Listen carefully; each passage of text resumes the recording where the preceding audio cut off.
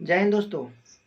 हालिया घटना जो कि एसडीएम ज्योति मौर्य जी और उनके पति आलोक मौर्य जी, जो कि रेलवे कर्मचारी ग्रुप डी के कर्मचारी हैं, और साथ में मनोज तिवारी जी, इन तीनों के बीच में जो क्या बर्ताव चल रहा है, सो आज आपके सामने मैं भी कुछ बातें शेयर करना चाहूँगा।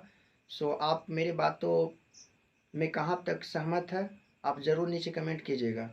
सो और एक बात और कि आप इस घटना से अनजान नहीं होंगे, मुझे ये भी जानकारी है, मुझे ये भी पता है कि आप इस घटना से अनजान नहीं होंगे। फिर भी आप इस वीडियो के एंड तक ज़रूर बने रहिएगा। सो मैं आलोक मौर्य जी से एक बात शेयर करना चाहूँगा कि हालिया रिपोर्ट के अनुसार ये बात की पता चलता है कि आप अपने जब पत्नी को शहर में भेजे थे पढ़ाई के लिए, तो आप तो उनसे राय लेने गए थे। हाँ, हमारे सांसद जी अर्थात मनोज तिवारी जी से राय लेने गए थे। उन्होंने आपको कहा था कि आप इसे गांव में ही पढ़ाइए और गांव में ही कुछ करवाइए, न तो एकरा के शहर के हवा लग जाए। सो इस गाने के अनुसार मैं कह रहा हूँ कि कहनी की गौवे में नौवा लिखवावा और ही पढ़ावा, न तो बबनी के शहर के लागल बहावा और ही पढ़ावा। इस गाने के मुताबिक मैं कहना चाहूँगा। सो आप उनकी बातों को नहीं माने।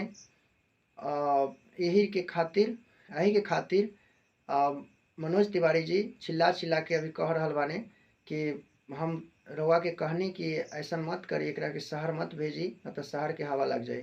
सो आप ज़रूर आप मतलब कहीं न कहीं उनकी बातों को नहीं माने और उन्हें शहर में भेज दिए। सो आपको ये संकट झेलना पड़ रहा है।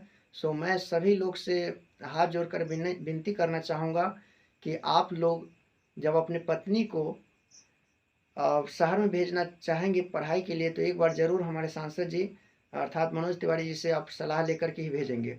अन्यथा ऐसा ना हो कि आपके साथ भी वही हो और आप कम परेशान और मनोज तिवारी जी ज़्यादा परेशान, जो कि चिल्ला चिल्ला के उनको कहना पड़े कि वही वही बात को बार बार दोहराना पड़े।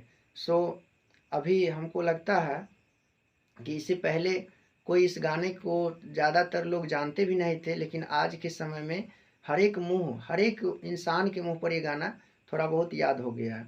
सो मैं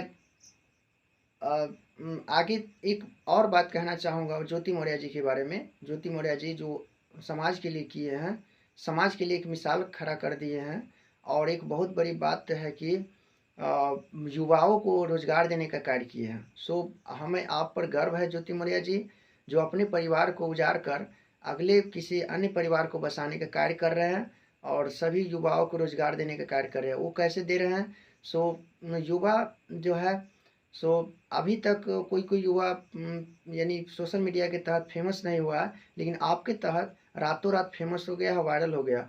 और बहुत सारे मीडिया वाले जो कि इस घटना की तलाश में रहते हैं, इसी तरह की घटना की तलाश में, उनकी यानी आय का स्रोत आप वो खोल दिए हैं, जो लाखों करोड़ रुपया झोला भर भर के पैसा कमा रहे हैं। सो आप यही करते रहिए आप लोग, और इससे और हो सके तो और इससे बड़ी और घटना खड़ा कर दीजिएगा। और एक हालिया घटना जो कि वही लव और प्रेम का ही एक घटना थी, जो लगभग 1 साल पहले की घटना है, जो आरती और छोटू के घटना है। जो आरती ने भी बहुत अच्छा किया कि बहुत सारे मीडिया वाले के यानी लाखों करोड़ों रुपया से उन्हें मदद किए, अर्थात उन्हें आय का स्रोत बना दिया, स्रोत खड़ा कर दिया। सो आपने भी वही किया जो ज्योति मौर्य जी अभी कर रहे हैं। ज्योति मौर्य की मैं मानता हूँ कि ज्योति मौर्य जी का फील्ड अलग है और आपका फील्ड अलग है, लेकिन हम देखते हैं कि जो संबंध है वो संबंध एक ही जैसा दोनों का है, यानी प्यार मोहब्बत का आपका भी संबंध है और उनका भी वही था। तो वही किया आरती ने भी वही की, जो अपने परिवार के उजाड़ करके अन्य परिवार को बसाने का कार्य किया।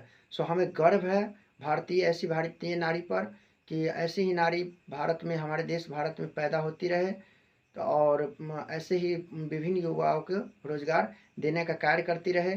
और काम तो आपसे होगा नहीं, लेकिन ये काम जरूर आपसे होगा।